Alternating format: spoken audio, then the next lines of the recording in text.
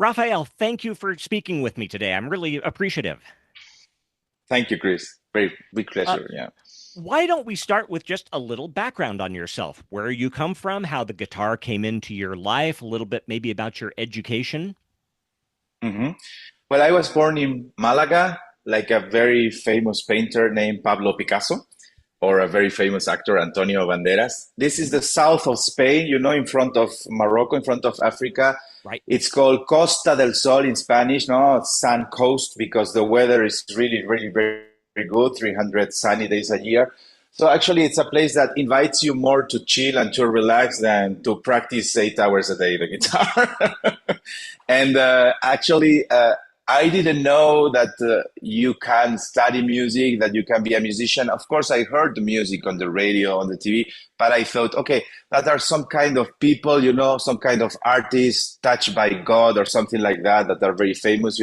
But when my mother told me, you have to study music, you have to learn solfeggio, to read the scores.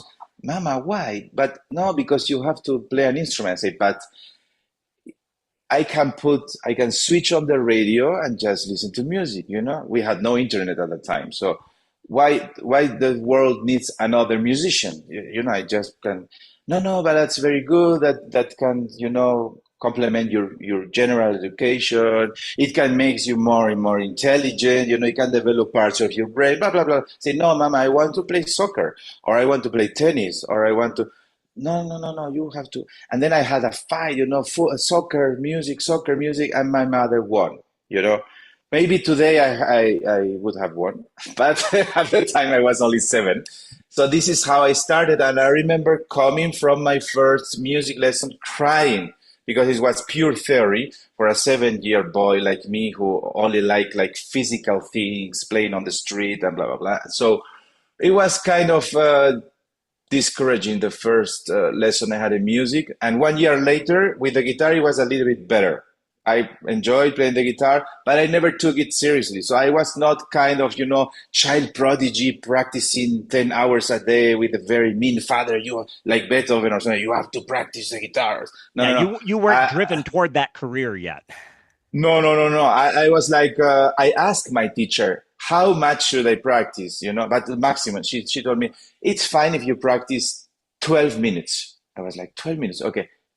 I calculated 12 minutes. And after that, I went to play video games, soccer, everything. And the guitar was kind of like a hobby until I was maybe 14. So 7 years later, I went to my first competition, international competition, and I didn't win the competition, but I made a big impact into the jury and everybody because I was, I think, maybe the youngest or one of the youngest. And everybody told me, you have a big talent, you have to take this seriously, you can really make it. I was like, oh, really? I had no idea. So from that moment on, they motivate me and I started practicing like 4 hours a day. So I And started you didn't playing. have to have anybody forcing you to do it at that point. No, no, no, no, no, no, no, because I didn't practice so much during the first years. When I wanted to practice, I was my boss. No, like this is my hobby. It's like I see you have a very big CD collection behind you. Probably Oh, I you do. love music, so nobody has to force you, Chris, to listen. Can you listen 1 hour music? You will do it by yourself. And then one day you will listen to this symphony or this jazz CD or this rock CD or whatever, and nobody has to force you. So this is the relationship I developed with the guitar. Later with music, because 1 or 2 years later I discovered classical music, which I didn't like so much at the beginning. And suddenly I fell in love with a Beethoven piano CD played by Daniel Barenboim, and I was like, "What is this thing?" And What kind of music were everything you stuck. playing at What kind of music were you playing at that point if you weren't into the classical music? I was playing classic. I mean, I was playing classical guitar pieces, like all kind Renaissance, Baroque, some Bach, everything. I played some Latin American, like Agustin Barrios. I played Spanish, like Francisco Tarre. I played Fernando Sor, which is like our Beethoven or our Mozart. But to me, guitar was cooler than classical music because classical music sounded to me very serious and very complicated, very dense, too many textures in an orchestra. And I like Mozart a little bit. I like Peter and the Wolf by Prokofiev, very light things. But for instance, when I heard Beethoven or Bach or Wagner, to me it sounded very, I don't know, like complex. And my parents took me to hear some live concerts with Stravinsky, Sacre du Printemps, Rite of Spring, and Firebird, and all that. And I was like, this music is really complicated. It was too complicated. I mean, if the things if you play a 3 minute guitar piece and you listen to pop music on radio, when they take you to Stravinsky without any introduction, it's like, wow, So but after that, I started, my parents have a big classical music CD and violin collection. So I started to discover all these, legendary with big labels like Deutsche Grammophon, Sony, and blah, blah, blah. And I heard Herbert von Karajan and the violin concerto by Beethoven. And I started to like that mainly because of that recording with Daniel Barenboim. I have to thank him. It's funny that my brother plays violin and he got to play with Barenboim many times, many years later. He's younger than me. And what I really liked the most about that CD, it was that the kind of sound universe that he created from the piano was something that I had never experienced before. Even with guitar, I would say, probably because of the harmonies, the complex harmonies that Beethoven uses, if you compare it to a guitar piece, to a 2 or 3 minutes guitar piece, which is more, like basic harmonies, and from that moment on, I started to hear, and then I started to see the guitar not anymore as an instrument, but more as a tool to help me to achieve those ideas from the classical music, from a singer, from a pianist, from a violinist, from a conductor.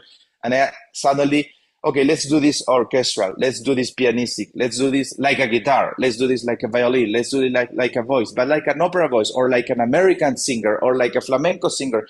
And then the guitar became the most interesting tool to me. So And it was a big development, yeah. it sounds like by that point, you're starting to think maybe this is going to be a career, something I'm actually going to pursue. Uh, about what age were you when you suddenly realized, yeah, this is what I want to do for a living? I would say around that time of that first competition when I was 14. Then the first tour I did was when I was 16. I would say 14, 15, 16 was the clear point, where I had also a very nice guitar teacher who told to my mother, because my mother asked him, is he progressing? Is he doing well? Blah, blah. And then my mother told to the teacher, Rafael told me that his dream is to become a concert guitarist and play concerts all over the world. And suddenly I became very nervous because my teacher was about to give an answer to that. And my teacher was silent like for about 3 seconds. And then he said, that's not a dream. That can be true. If he worked very hard, if he's persistent, if he's really maybe win 1 or 2 competitions, international, things like that. And from that moment, I started to take it more seriously. And I think I was lucky because when I was 16, one day, this same teacher comes to me and he says, would you like to play Concierto de Aranjuez by Joaquin Rodrigo with an orchestra in a 20 concert tour? I was like, wow, I have only played here in my city and suddenly I have to play abroad 20 concerts. Okay, if you want, you have to learn the Concierto de Aranjuez. You have, the conductor told me he will come like in 3 weeks. So just learn it as good as you can. Some phrases doesn't have to be complete. But I learned the whole concerto because I had heard it when I was a child on a cassette over and over again. And when the conductor came, he was from Estonia and had studied in Russia, and he was a cellist in the Malaga Orchestra in my hometown. Very serious man, like start to play. And I was like, oh my God, I was from Malaga. Suddenly you have a Russian educated person from Estonia and asking you, please start. And then enough, second movement, enough, third movement. And I was playing in a big auditorium only for my teacher and for the conductor. After that, okay, come out. Okay, it's fine. You come with us. And this is how I started. So suddenly I was touring. Oh, that's so fun. But already on my first tour, I saw that things can go complicated because I had this sickness, from children that when you get a lot of red points, is it flu, the chicken flu? How do they call that? Chicken pox, perhaps? Chicken pox. Uh-huh. I got that, and all the orchestra got all the Yeah, that's children very because contagious. we were like 60, 70 people, not with the COVID, but with the chicken pox. And I was in Casablanca. So when people say Casablanca to me, I don't think anymore about Humphrey Bogart. I think about the chicken pox. And already I had, and from that moment on, I realized, okay, touring is cool. It's a funny life, but some things can happen. Yeah.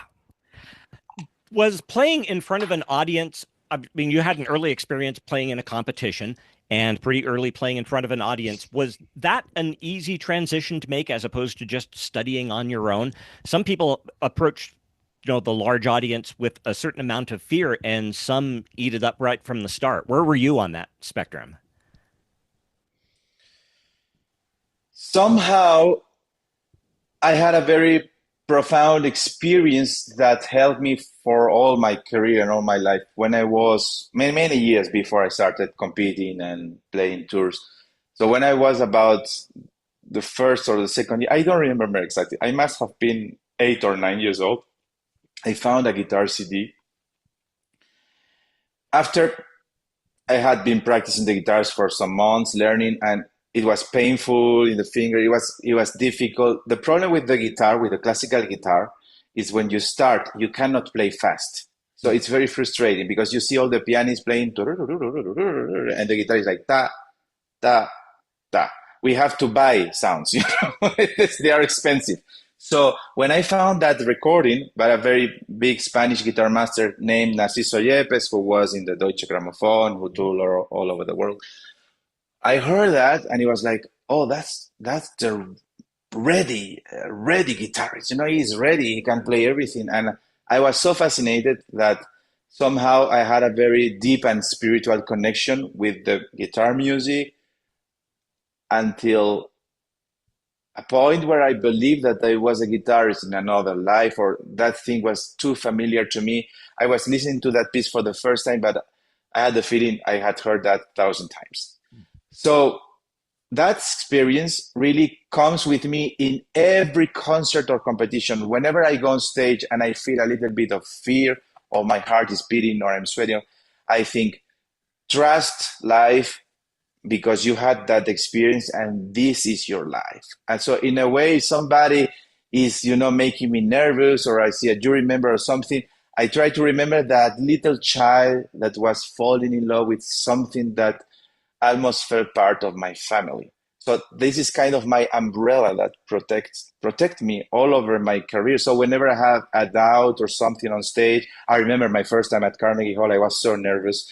And then I had that again, like, don't think about Carnegie Hall. Think about this little child who had that experience, and everything will be fine. So I was lucky to have this because this is like a mantra. This is like something that is with me every time I play.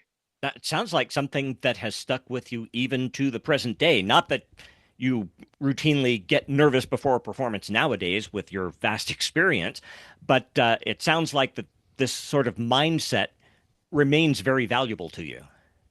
Exactly. It's something like I don't see the guitar as something that makes me nervous and it's there. I see something that is like part of my family. It's something like it's part of myself. It's like even it's not about practicing. Of course, if I practice the guitar, I can play better. But if I don't practice, I still feel that it's like when you see a friend that you like a lot. You don't have to practice that friendship or something like that. You just see him, you just like him. You just have to decide you will have beer, coffee, or water or whatever. But you will have a lot of fun talking about what happened to you in the past months or whatever. So you have accomplished this much into your teens, and I assume your studies continued into late teens and 20s, sort of at the college level. Yes, I finished my studies quite early in Malaga when I was, I guess, 17. Yes, 17. And then I took a sabbatical year because after the high school and conservatory, I had not so much sleep and stress, practice, exams, blah. So I had 1 year like where I was just, playing soccer again, sleeping, and of course practicing a little bit of guitar. Then I started 1 year musicology at the university in North Spain, but I quit because it was too complicated to combine guitar and musicology. And suddenly I met a Cuban guitarist in the Spanish town of Valencia, the third Spanish, largest town in Spain. And he told me, you should go to Germany. I say, Germany? But the problem is 1 year before, I had done some entrance examinations in another university in the Cologne next to Düsseldorf, and I didn't pass the exam. It's a long story because the teacher I wanted to study with, his father passed away in Argentina. He was not in the jury when I was, and then I think it was only one space for 25 guitarists, and I guess the teacher that was in that jury wanted to take somebody that had written in the paper, "I want to study with you." And so I was kind of mad with Germany. I didn't want to, because my mother is French. I thought maybe I should go to Paris or maybe to the United States.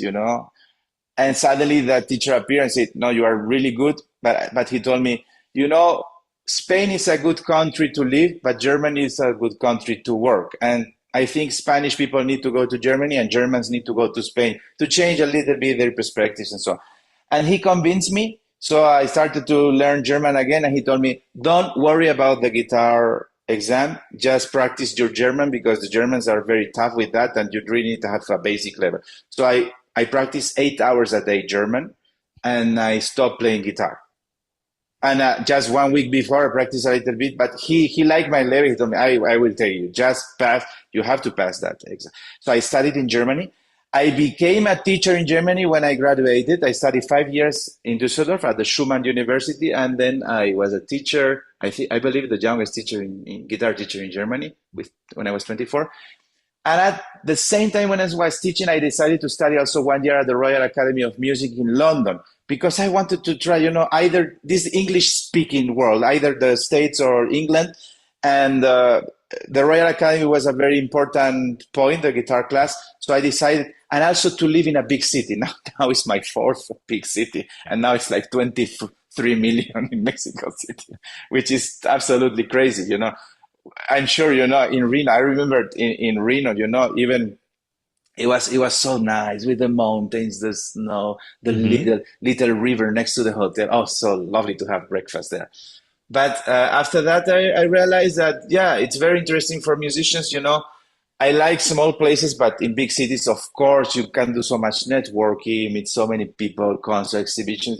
Everything is like the coffee brewing. So in the end, this is what I did. So after that, studied in London, and then I stopped teaching 11 years ago in Germany to really focus on my solo career because nowadays, because of social media, the career, the traveling, everything, I don't think that you have time to teach and combine it with the solo career to really to promote, to do all the promotion. It takes so much. It's very demanding. It takes so much work, so much time. Sorry.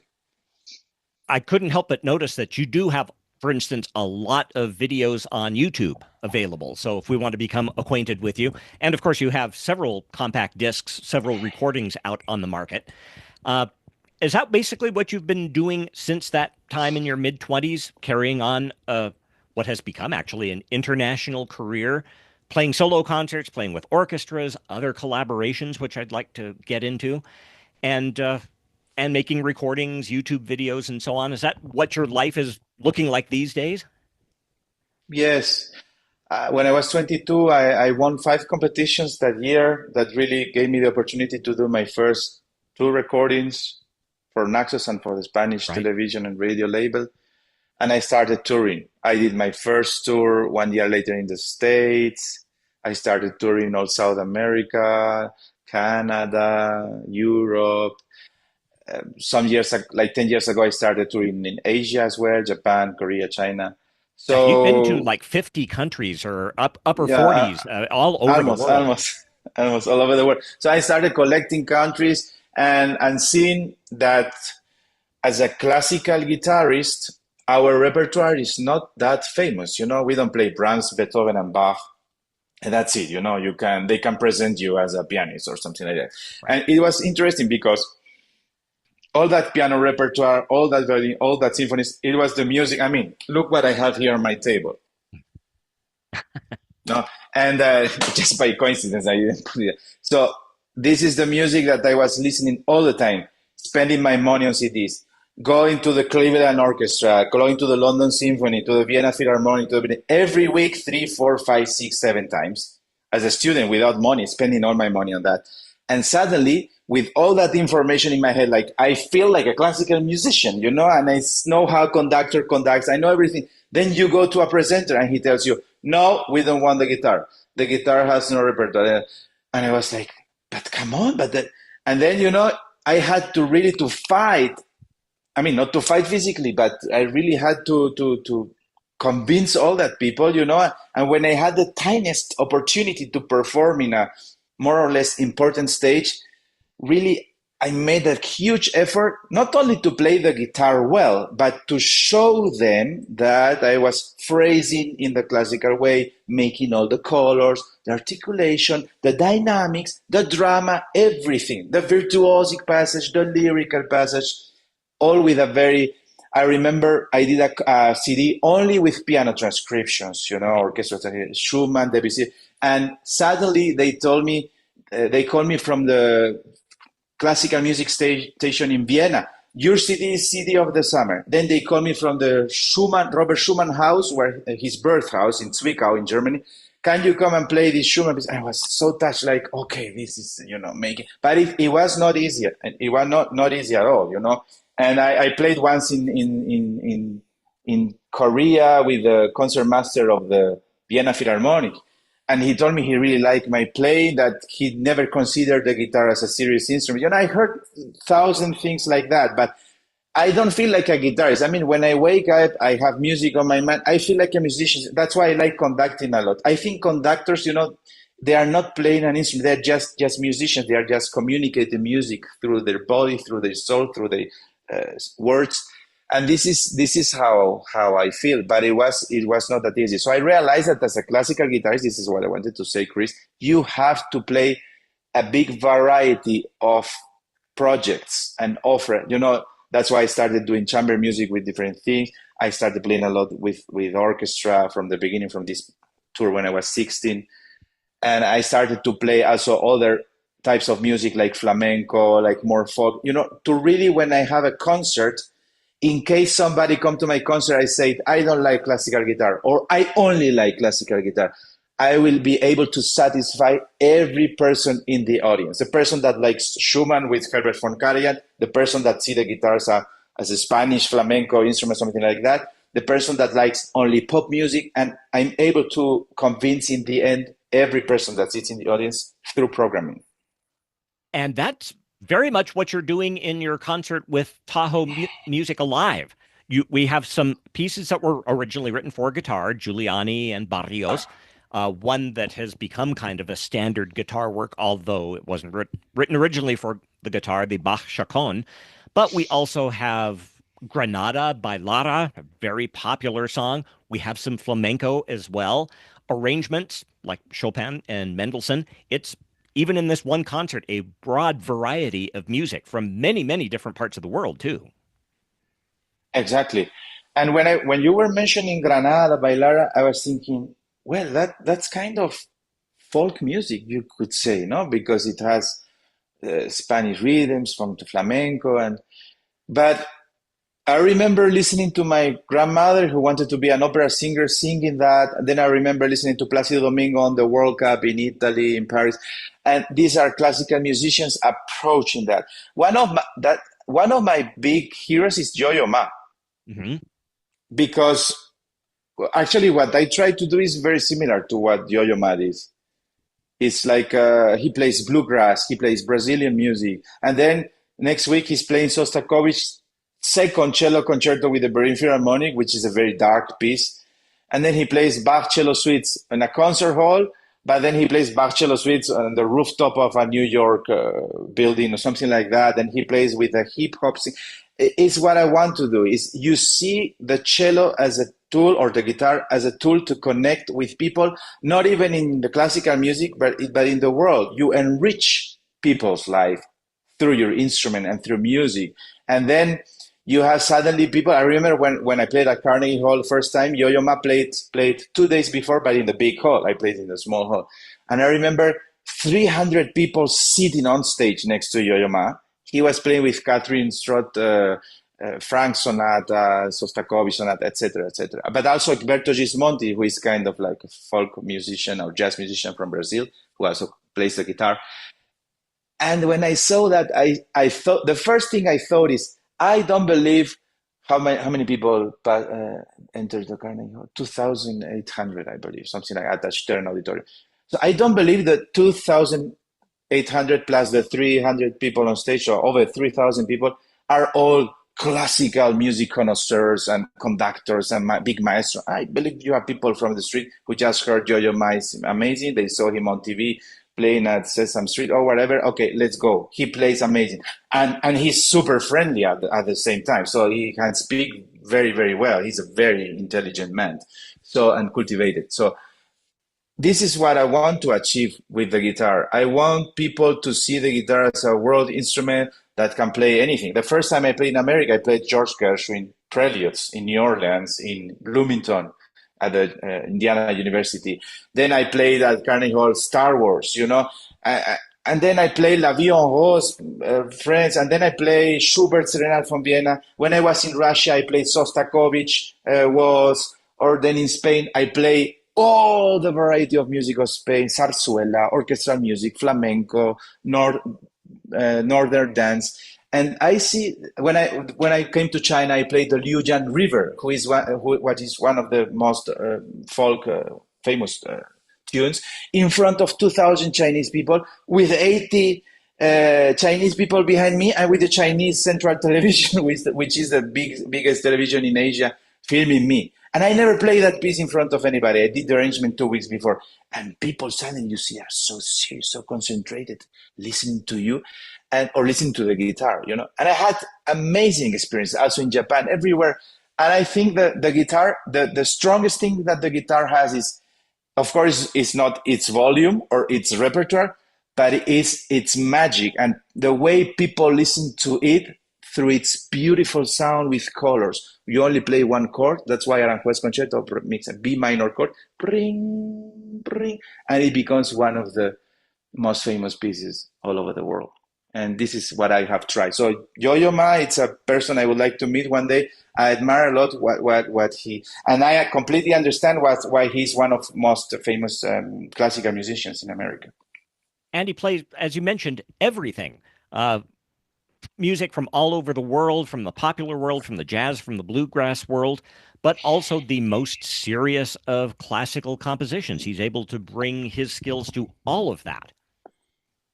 And I think it's enriching, if you play, for example, a Brazilian or Spanish or whatever folk tune, you learn so many things from the rhythmical aspect that maybe when you play a Courant by Bach or something, you are rhythmically more fluid, more natural. So you can bring in a way more swing to Bach, and because of course you try to keep sounding German, Baroque, and everything, but it's something that if you analyze the life of Bach, he started analyzing, pieces by Vivaldi, transcribing what's going on in other places. This curiosity of big masters, and I think. Unfortunately, conservatories, they tend to teach us to be in style, to do things like the same way, in the way you go to auditions or competitions, and everybody, it's not that they play the same, but they play very similar sometimes. So, and in a way, it's not like if you take, for instance, artists like, from my country, Picasso or Dali, that everyone is completely different and they are not painting in a conservatory or in an art academy. They're painting in their castles, in their villas, are completely alone, observing the nature, but not observing a person that tells them how to paint, And I think, of course, not everybody has the talent of a Picasso or Dali or Mozart or Yo-Yo Ma or whatever, but I think everybody has a personality that he has or she has to be able to develop in the most authentic way. and audiences will perceive that. Yeah, and it's fun because suddenly when you invite a friend to your birthday party, and he's super funny, and nobody is like him or like she. It's like, wow, you are looking forward to see it, to see what jokes he going to tell you because he has a very particular way to tell you jokes. And this is what you love about that person. I'm going to ask sort of a dumb question, but it's one that I can't help but be curious about. When you're touring, do you how do you deal with traveling with a guitar? Do you put the guitar into the baggage with everything else? Do you buy a special seat for your guitar so it sits next to you? Can you put it up in the baggage, take it into the plane with you? How does that work on a practical level? Mm. No, that's not a dumb question. That's a very good question, Chris. Actually, I met one of the most famous violinists in the world, the German Frank Peter Zimmermann, Hmm. because he asked me the same question on a plane. Because we sat together, it was an airport, I think, in Madrid, going to Düsseldorf in Germany, and he just played Alban Berg violin concerto, and I was doing I don't know what.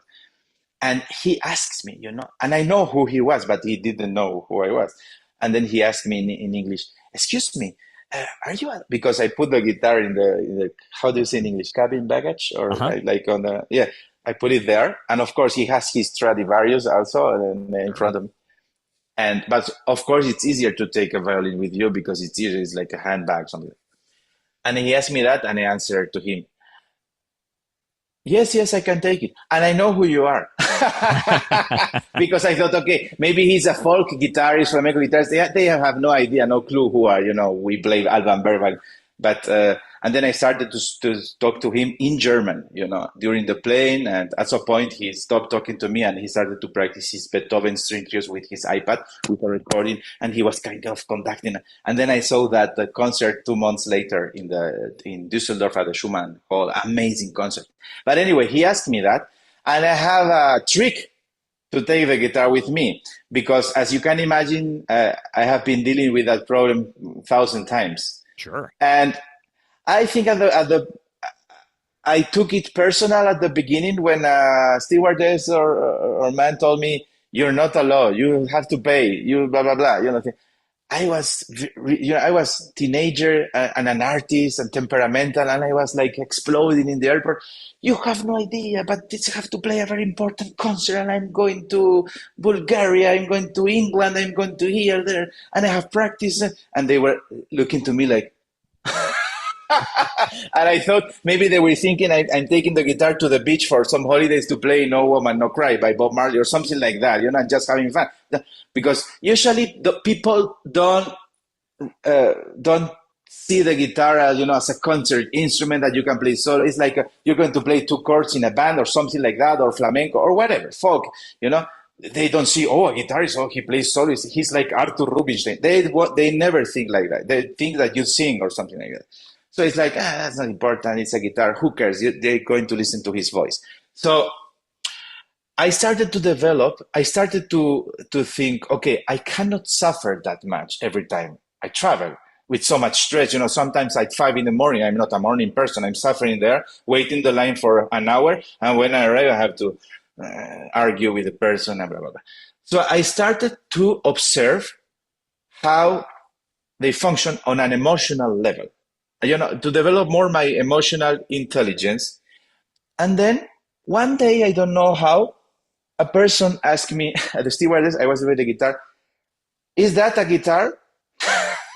And I didn't react like very fast. I took like 3 seconds and I said, yes. Do you play it? I asked the steward, if oh yes, a little bit, but it's difficult. Eh? Oh yeah, it's very difficult. But it's fun, no? If you play two chords, I'm sure you have played in dinners for your friends. Oh yes, I have played. And then, okay, here's your boarding pass, bluff. So every time now I have to do that, I would say 80 or 90% of the times I am able to take it with me because I never fight. I say, okay, if they want me to give the guitar away, I will have to do it. But if not, I want to I try to become their friend in 30 seconds or in 1 minute through small talk. And then when they ask me, is that a guitar? But you are not allowed to take it. Instead of saying, no, no, I have played in 47 countries, you know, and blah, blah, blah. They are waiting for me and I did an interview for this. No, no, I don't say anything about my career. I just say, I wait always 3 seconds and I say, ah, I didn't know about that.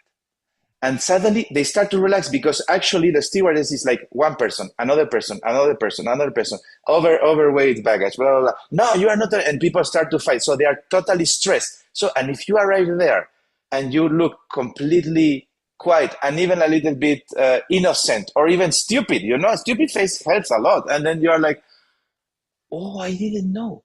But, and then I say, maybe I can take it with me to the plane and I give it, you know, to the, oh, okay, okay, but you will discuss with them. Blah, blah. Then when I arrived, I had Chris even once the pilot came to me in front of everybody. I've never seen that. And he said, uh, don't worry, I know how important this instrument is for you. And you know what I replied?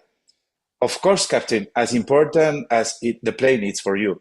Everybody started to laugh like, oh, who is this guy? Who's this guy? No, and the captain started to laugh and say, don't worry. I know it's very important. I will take, and he took it to his the cabin, no, the pilot Mhm. cabin, Right. with him. And then when we landed, the pilot gave me the guitar. It looked like I was the president of the United States or something like that. So I always do that. You know, every time when you enter to a plane, you must have seen that people are completely stressed. We are about Of to course. take off, and please put your things and sit already. And we want to be quiet and already start feeling the air condition. This is always the same. So when I am entering, and the stewardess behind me, excuse me, what are the first thing I do is like I move very slow. I'm like, what is that? Oh, it's a guitar. Like I didn't know it's a guitar. And then the stewardess like, oh, but give it to me, give it to me. I will put it here. Ah, okay. But everybody looks at you like, because of you, the flight will be delayed, something like that. So I learned that the attitude, like the less you want to take the guitar with you, the more you take it with you. And I see all my colleagues suffering now. The violinists are also starting to suffer. Oh, my guitar! Oh, here, that. You know, I never had a broken guitar in my life. Thanks God, I touch wood. You know, but if it happens, okay, it can happen. I can play with another guitar. The good thing is that I don't play a $7 million instrument, but I think if I would play a $7 million instrument, it would have insurance and I would pay always extra flight or something like that. So I tried to be very philosophical, very practical, very cool, and it helps a lot. Sometimes I get an extra seat from the presenter, but usually I never buy it for myself because it's so much money, Yeah. and in the end, I don't think it's worth. And I try to, it's the same like we spoke about being nervous on stage. You know, I try to think, okay, if I'm leading that life as a concert musician, it cannot be so stressful every time. It has to be more natural, more cool, you know, like the person that goes to the bank to work or whatever, you know, they go to the bank, I go to the plane. That's it. Yeah. Yeah. I would like to ask you about a couple of the pieces on the program. Okay. Uh, or actually a couple of the pieces by Paco de Lucia, for one, because Uh-huh. I'm sure growing up he has been for decades a major figure in the guitar world and in the flamenco world, and I'm just on a practical level. I have to ask: is playing flamenco somehow fundamentally different from playing classical guitar? Are there techniques that you have to understand, or manners of playing that you have to adapt to play his Mm-hmm. music? You've been playing flamenco for quite some time, I take it, from what you've been saying. Mm-hmm. Yes, well, Paco de Lucia is like the Paganini of the guitar, kind of. I mean, if the violinists they play Paganini caprices because it's good for the technique so and the concerti are so difficult. I think Paco de Lucia is among the most difficult repertoire I play. But I'm one of the few classical guitarists that play a lot of Paco de Lucia pieces, and not only Paco de Lucia. And I know like a lot of flamenco solo guitar literature, and Mhm. Paco de Lucia is always the most difficult. I don't know how he managed, but he always wrote. Probably he was because he had practiced so much and he was so good, he was able to compose, okay, let's do it this way. But so I couldn't live without playing this music because it develops all my technique, all my sense of rhythm. When you ask if there are some similarities or not, basically classical guitar is an inside movement like this, like closing your hand Hmm. inside, and flamenco has a lot like this movement, Yeah. which you don't have in piano playing. The classical guitar is more like piano, but you don't play piano like that. But if you do that, you develop much more the muscles of the hand. Plus, flamenco guitar, when you use the thumb, you are playing a lot with the wrist movement. You know, more like a tennis player. Yeah. So it gives the thumb so much power. So in the end, when you are playing, for instance, if you know how to control, of course, you cannot play some classical pieces that aggressively.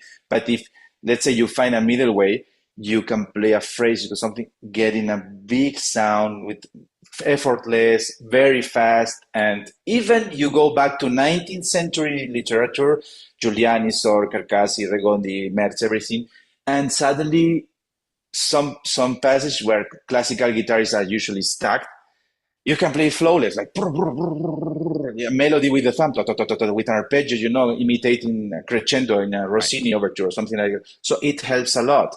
So, but the problem is classical guitarists, they don't dare to play flamenco because they don't learn that in the conservatory. But I didn't learn it. Even being from Malaga, in Malaga Conservatory, they don't teach flamenco. And in Malaga, you have the second oldest flamenco association in Spain Hmm. after Granada. So it's a very, very big flamenco tradition. I have people in my family playing flamenco guitar as well, and dancing and writing flamenco poetries, everything. But I was so curious, that I met some flamenco aficionados, and they told me, look, we have some score of this guitar method, but one of the actually Paco de Lucia's friend, whose name is Tomatito, and he played with the most famous singer Camarón.